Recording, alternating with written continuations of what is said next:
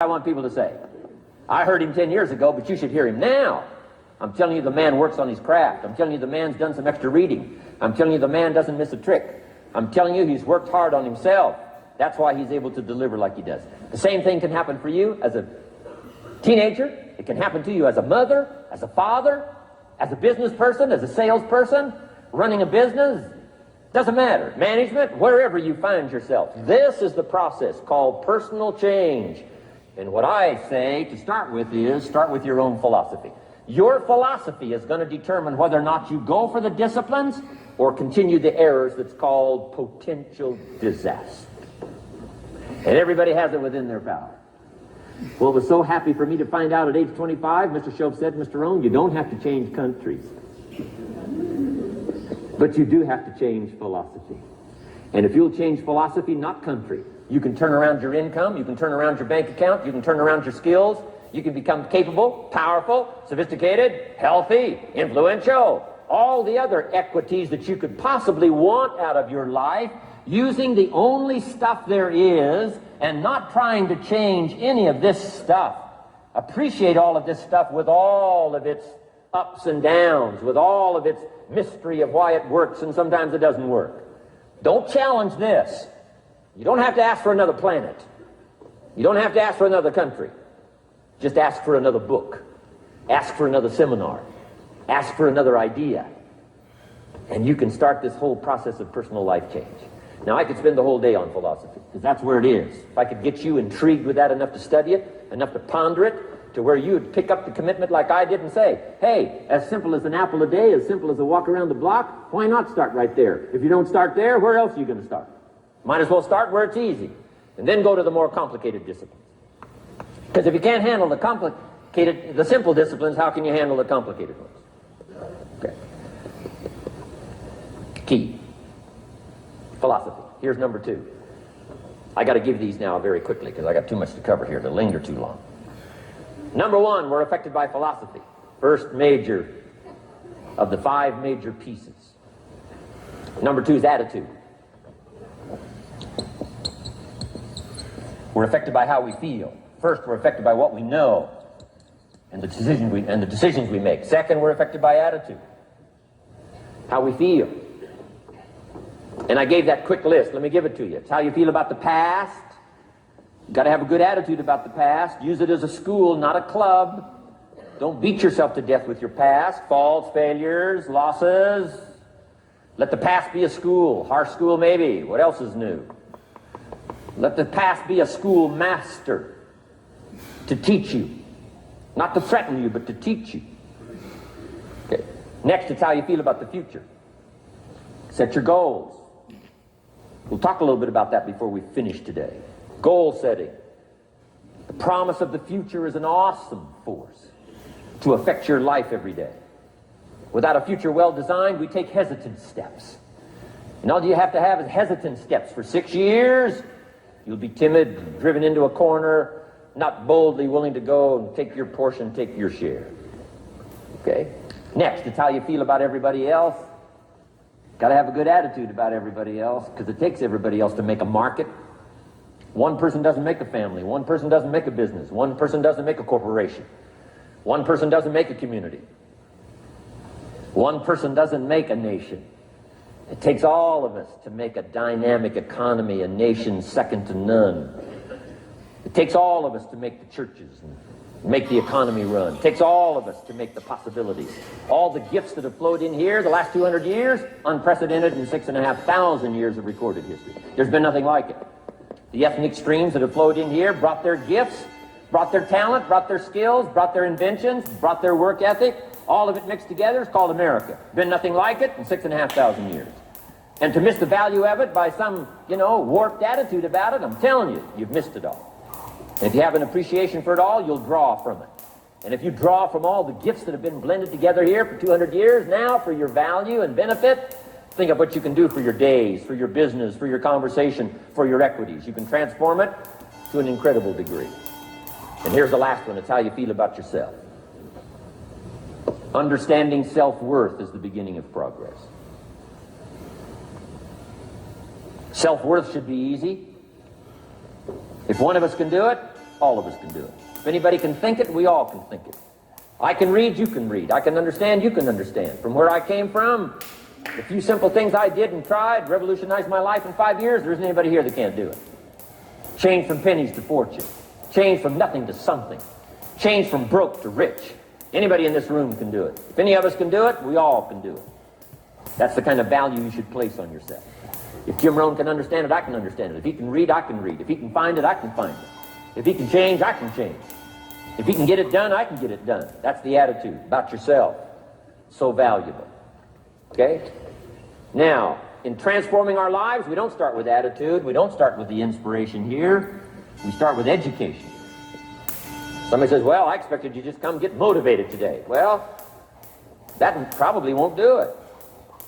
Somebody says, by now we should be standing on the chairs, waving a flag, singing the old gray mare. Get going here. No, that's not where you start. Life change does not start with inspiration. Life change starts with education. You've got to be educated to the point of where you might have messed up. My teacher put it in blunt, simple language. He only went to the 9th grade in school, so he put it in simple language I could understand. He said, Mr. Rohn, after 6 years living in America, healthy American male, 25 years old, been working 6 years, 1 year of college, pennies in your pocket, nothing in the bank, behind on your promises. Shoaff said, I just got one simple explanation for that. You've messed up.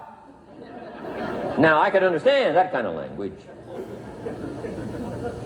Substitute a Hershey bar for an apple means you've messed up. Should walk around the block, could walk around the block, won't walk around the block. You have messed up. And all you got to go is write down through the list. Don't need some teacher to come by and tell you. Be your own best teacher saying, hey, let me make a list of some places I've messed up. Because if I let this down, that probably affects the rest. And the answer is, that's true. So we don't start with inspiration, we start with education. Somebody says, well, just motivate this guy, he'll be all right. Just motivate him, get him turned on. Probably not. If a guy's an idiot, you motivate him, now you got a motivated idiot. No, he won't be all right. So we start with education. What's the first education? If it isn't going well and you live in America, you have messed up. You don't need to change countries. You say, well, the country's messed up. That's like cursing the soil and cursing the seed and the sunshine and the rain, which is all you got. Don't curse all you got. When you get your own planet, you can rearrange this whole deal. But this one, you got to take like it comes. So, number 2 was attitude. Here was number 3, activity. This is the work part, the labor part. Taking action. And the activity is the miracle working piece. A miracle being something we don't quite understand how it works doesn't mean it doesn't work. It means we just don't quite understand how it works. Miracles work. God says. Now, I'm an amateur on God, but here's my best analysis. God says, if you'll plant the seed, I'll make the tree. Now, that's a good arrangement. Number 1, gives God the tough end of the deal. What if you had to make the tree? That'd keep you up late at night trying to figure out, how do you make a tree? Say, no, I'm telling you, the mystery and the miracle of this stuff has already been set up. God says, I got the miracle going, I got the seasons going, I got some sunshine and some rain, and I'm God, but the way I've arranged it, I just need somebody to plant the seed, not chant. In California, they're trying to chant to get this stuff done. Forget this California stuff. You don't have to rub a crystal and sleep under a pyramid. This stuff's too easy. Getting rich is too easy. Changing your life is too easy. Forget all that. Right? Massive bombard, affirmation, forget all that. My opinion. Ocean waves and seagulls? Come on, this stuff's too simple. Just simple, easy stuff. But if you neglect it, that's how it piles up year after year. But if you're willing to straighten it out, and here's one of the keys. It's called activity. It's called disciplines. Turning wisdom from your philosophy and inspiration, the strengthening of attitude, faith, courage, commitment, and all this stuff that comes from attitude. If you're willing to take these 2 qualities, philosophy and attitude, and invest it into activity, you can have a miracle. Anything short of that, no miracle. Wisdom doesn't perform a miracle. Attitude doesn't perform a miracle. The only thing that performs a miracle of increase called equity is called putting wisdom and attitude into discipline, into labor. And this labor now can perform a miracle. And here's the two parts to the labor. One, do what you can. Number two, do the best you can. Can't give you better advice than that.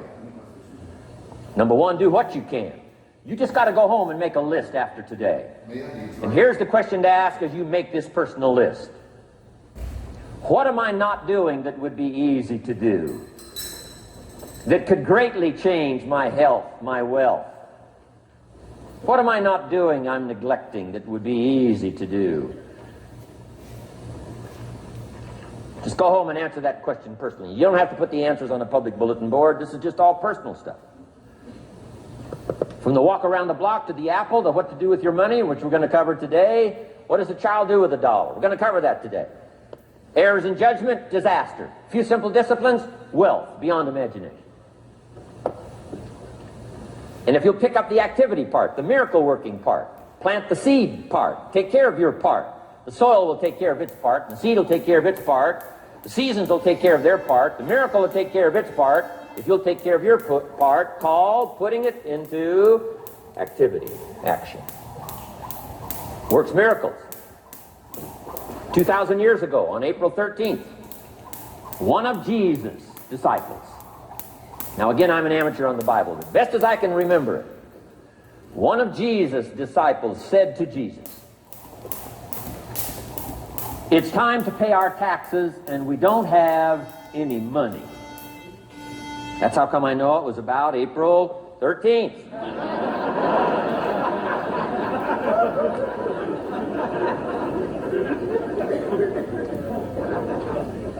To this statement by his disciple, Jesus said, best as I can read the record, Jesus said, "No problem." Now, why could he say no problem? Well, word has it, he was a miracle worker. Word has it, if you're a good student of history, word has it, he was a miracle worker. If you handed a problem to a miracle worker, what would he be inclined to say? No problem. You got to hang out with folks like that. I belong to a small group like that. We do business around the world. You hand these guys a problem, they say no problem. What? How many books would they read to solve it? Many as it takes. How early would they get up? Early as it takes. How much information would they gather? Much as they needed. So it's what? No problem. You got to hang out with folks like that. Jesus said this will be no problem, the tax thing. He said to his disciple, it's simple. Go fishing. Wow.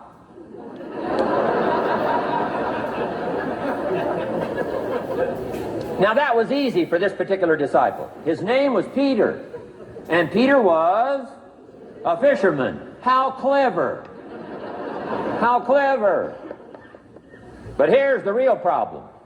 If you should fish, and you could fish, and you don't fish, you got no miracle. You could change, you should change, you won't change. That's called accumulated disaster. In 6 years, you'll be explaining instead of celebrating. Having some ragged list like I had, reasons for not doing well, pennies in my pocket. Could, should, don't, disaster. And if you'll just start the process of change, could, should, and will, you can start this whole process. And if you will, then put it into action. The miracle belongs to you. Jesus said to his disciple, it'll be simple. Go fishing, and the first fish you catch, look in his mouth.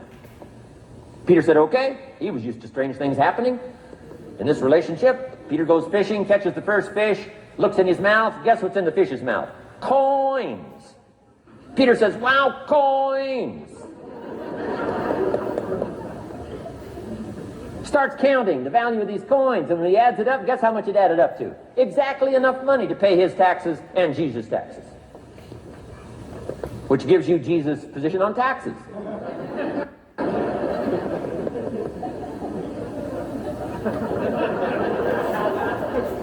Okay. Now we call that what? A miracle, only because we don't quite understand how it works. It doesn't mean it doesn't work. It simply means we don't quite understand how it works. But here's how you get a miracle going for your life. Number one, do what you can. Get a list of the stuff you could do and you haven't done, postponed, and start cleaning that up. You can't start at a better place for personal change. It'll affect your bank account, affect your future, affect your income, affect everything. You can't start a better life change process than cleaning up what you should be doing. The man says, well, my mother lives down in Florida. Should have written her 6 months ago. I just can't seem to get that letter written. I'm asking you to get that letter written, clean that up, and don't walk like other people walk. Don't postpone like other people postpone. You say, well, is it as simple as writing a letter? And the answer is yes.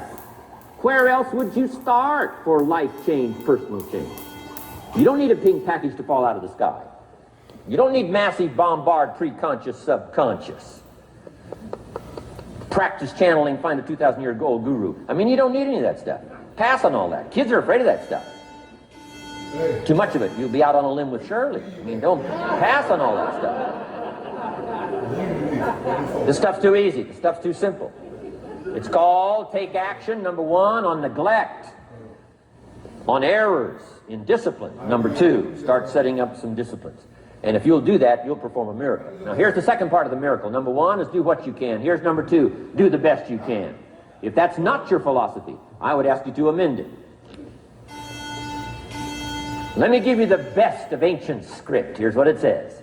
Whatever your hands find to do, do it with all your might, do it with all your strength, and do it with all your power. What a good philosophy. That kind of philosophy will revolutionize your life if you haven't picked it up lately. Guy slips in late, company doesn't seem to mind, slips out early, first one in the parking lot, heading for happy hour. Stretches his break, comes early for lunch, late back from lunch, company doesn't seem to notice. Guy says, best as I can calculate, I'm putting in about a half a day's work and I'm collecting a full day's pay. And the guy says, I got it made. Little does he know the seeds of his own disaster are already being sown by the weakness of his own personal philosophy. It's not the economy that's going to determine your next 6 years. It's your philosophy about labor and about activity and about miracle and soil and seed and sunshine and rain and the economy and the banks and the money and the companies and the schools and what's going on. It's your philosophy and your attitude. And then your ability to take action. All of that we call the process of life change. Miracle working. Number one, do what you can. Number two, do the best you can. Here was number 4. Results. Results. Every once in a while, you got to take a measure. See how you're doing with these 3 pieces. Philosophy, attitude, activity. Now we take a measure called results. What is the results at the end of the day, the results at the end of the week? You can't let too much time go by without checking. When time goes by, 6 years I'd been out there working when I met my teacher, Mr. Shope. Shope said, well, Mr. Rohn, let's just go through a little summary here. He said, in the last 6 years, how much money have you saved and invested? Let's go through a little tab list here. How much money have you saved and invested the last 6 years? I said, what? 0. He said, you have messed up. You remember these notes. I like that. You've messed up. He said, who sold you on that plan? I thought, my gosh, the man's right. I'm a nice guy. I bought the wrong plan.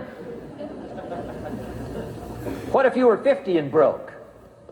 Right? Didn't need to change countries. Bought the wrong plan. What a sad scenario that would be.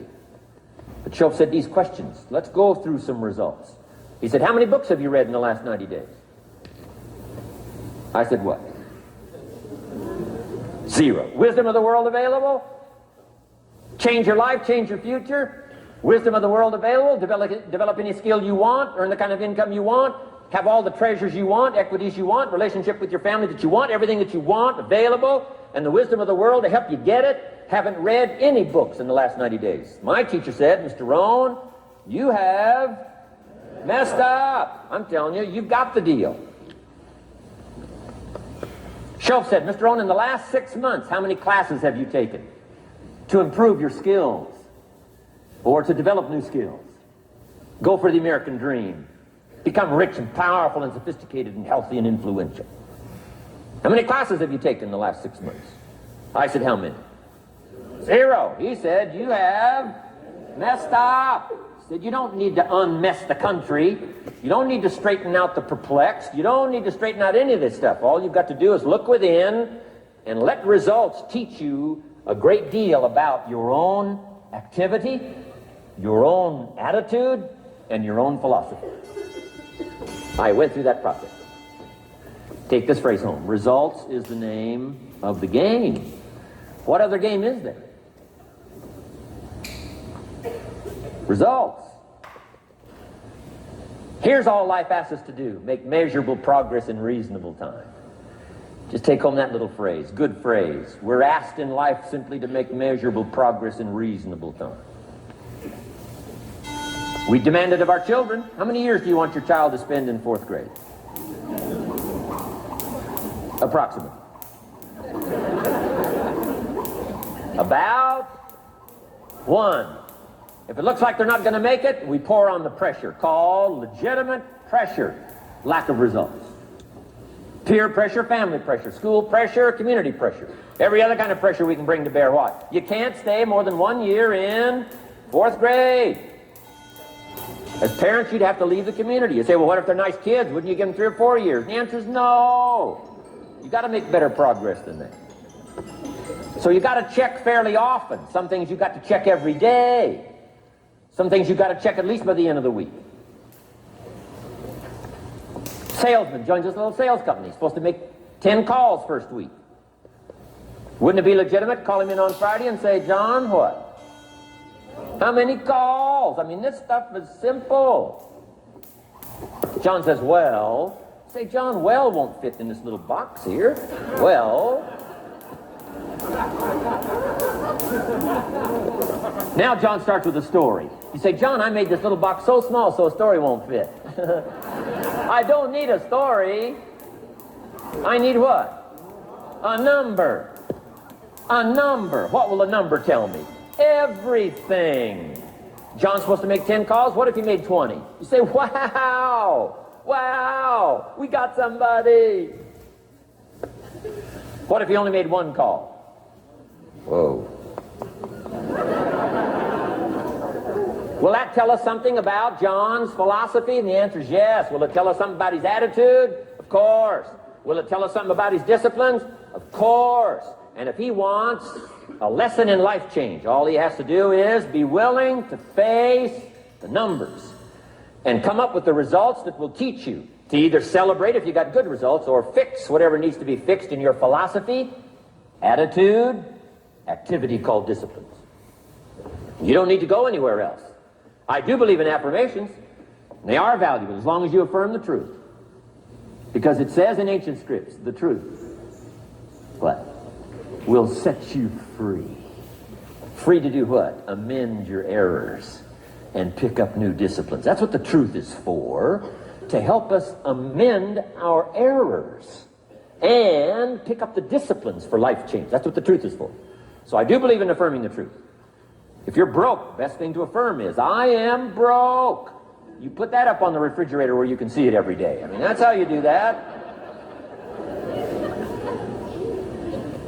Now, if you need a little additional affirmation, you just put up there, I'm 40 and broke. I mean, you know, that ought to do it. And if you need just a little more, put up there, I live in America and I'm 40 and broke. That's enough to turn your life around. It says, hey, something is wrong. Somewhere I have messed up. And I'm telling you, if you'll start with that, it's called the process of life change, and it doesn't matter how small the process is to start. One discipline starts it, and then one discipline feeds another, and the first thing you know, you've got this whole cycle in an upward positive motion. And it's called life change. It's called income change. It's called health change. Relationship with your family change. Equities unprecedented that you can have in numbers that will stagger the imagination if you do not curse what's available and start amending what's possible to get the results that you want. I don't think I can put it in any better language.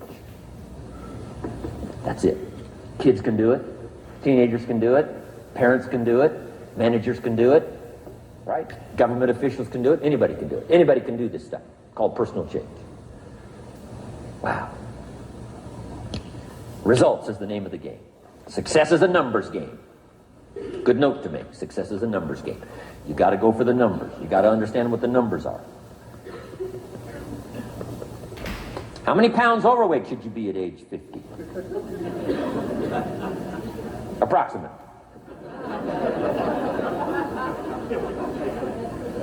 John says, I got big bones. We'll give you 10 pounds. 10 pounds for big bones. Otherwise, come on, John.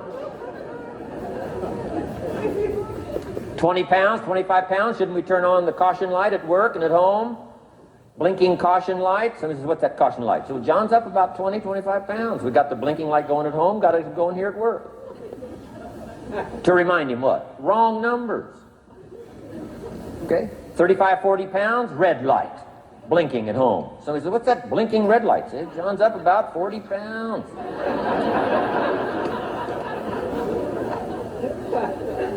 50 pounds, we got the siren. What's that siren at home and at work? John's up about 50 pounds. Cholesterol, almost out of control. Come on. Success is a numbers game. I'm asking you to be mature enough to start checking your own numbers. How many books have you read in the last 90 days? Transform your life. Become cultured, powerful, sophisticated, healthy, influential, all the rest of the stuff you want. How many books? How many classes? How committed are you to taking what's available and turning it into equities unprecedented, since we live in a country that there's been no such country in the last 6,500 years? If you'll pick up that process, ladies and gentlemen, I'm telling you, it's called life change of the best order. Now here's the last one. Number 5 is called lifestyle.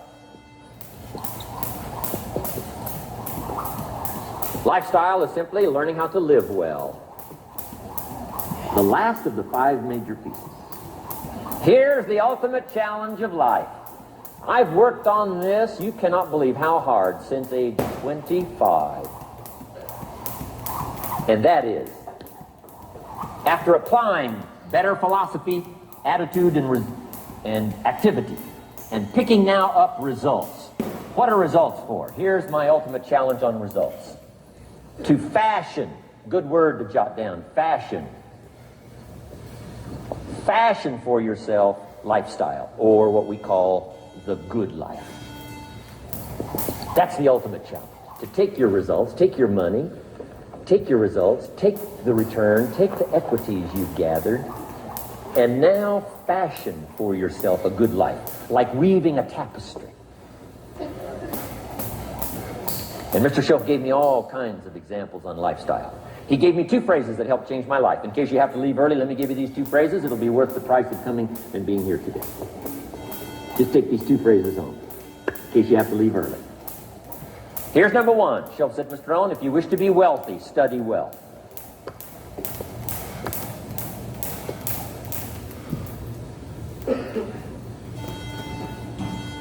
When he said that, I said, my gosh, I don't know anybody that studies wealth. Where am I going to learn it? He said, never mind, Mr. Rohn, now that you've met me, if you'll be with me for a while, he said, and if you'll commit yourself, he said, I will teach you. And he taught me. He taught me the books. He taught me the stuff. Changed my life. By the time I was 31, I was a millionaire. The man taught me well. If you wish to be wealthy, study well. If you were to show me your present economic plan, in a personal conversation between you and me, you say, Mr. Rohn, let me disclose for you my current economic financial plan for the future. Would I get so excited, I'd say, hey, I'm going to go across the country and lecture on your plan.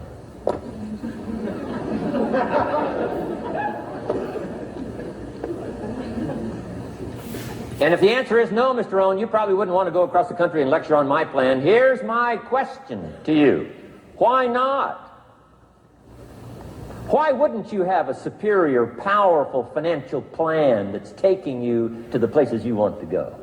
I'm asking you, if you find yourself caught like I was at age 25, make the personal commitment today and say, I'm going to study and I'm going to change, and 5 years from now, nobody's going to be able to say, how come you don't have a superior plan living in a superior country with superior opportunity?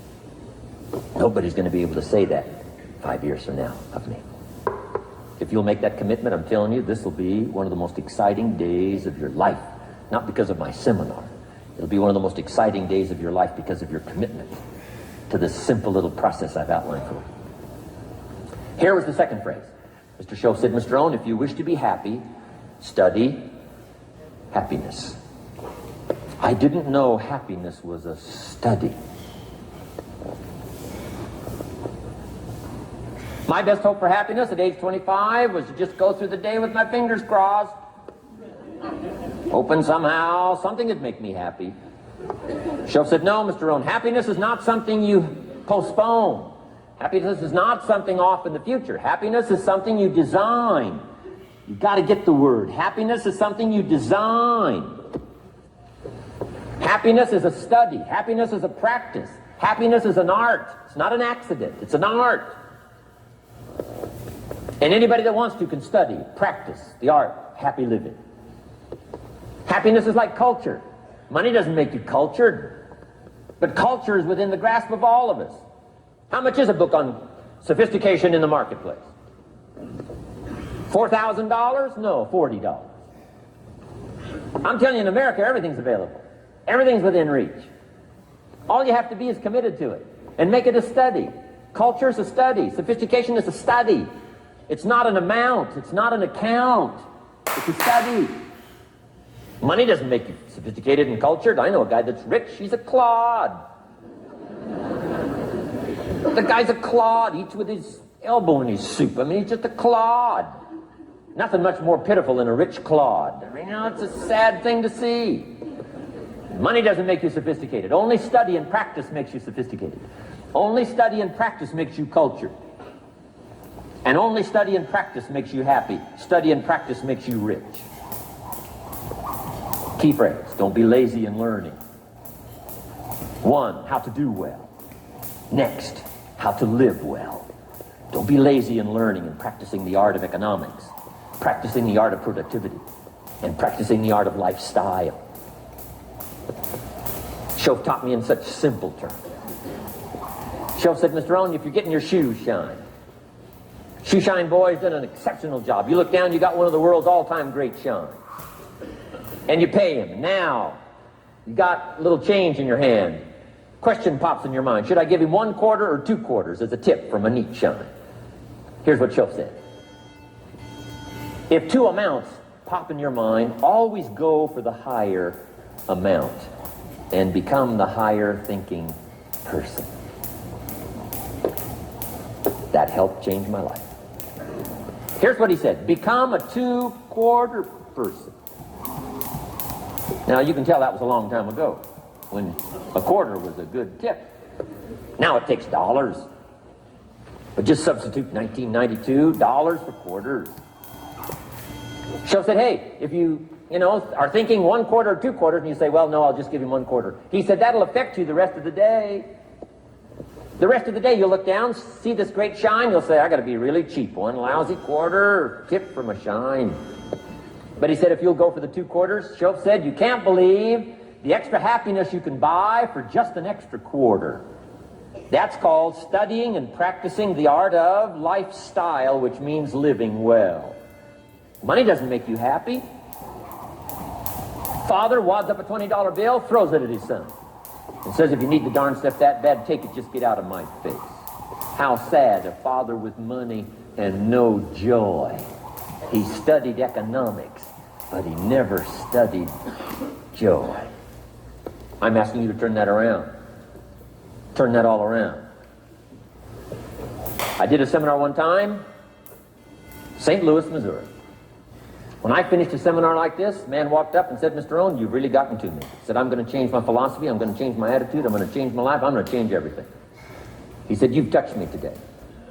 And he said, you'll hear about me. You'll hear my story someday. I said, okay. Right? A lot of people